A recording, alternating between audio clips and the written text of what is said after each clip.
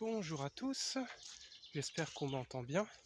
Je profite du fait que je sois en route pour le luthier, parce que j'ai un violon ancien à faire rénover. Il manque un chevalet.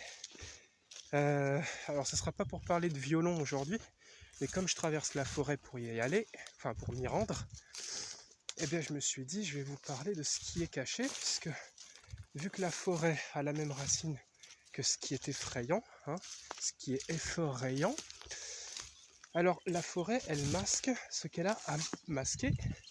C'est pour ça qu'on dit, du coup, que quand quelque chose est moche, en vérité, c'est pour dire que ce qu'il y a à voir est sacrément bien planqué. Vous savez, on parle de la beauté intérieure des gens.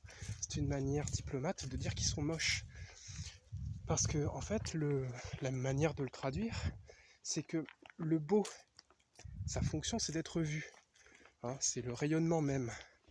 Donc quand quelque chose ne parvient pas à nos yeux, on part du principe qu'il est caché ou muché, puisque c'est le mot qu'on utilise aussi, même si c'est un peu désuet.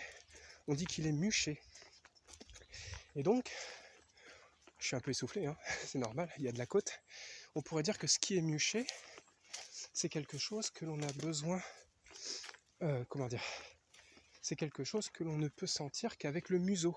C'est pour ça qu'on partage le mus dans ces deux mots, comme les souris, mouse en anglais. Qu'est-ce que je pourrais vous dire d'autre ? Oui, donc en fait la forêt, ce qui pousse, ce qui est bordélique, c'est moche. Mais en fait c'est parce que la forêt abrite ce qu'il y a de précieux.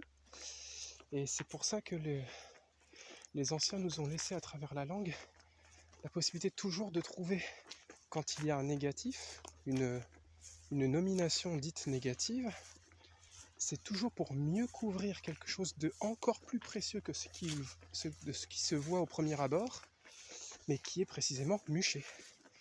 Voilà, je vous laisse sur cette petite réflexion d'après-midi. Bonne journée à vous.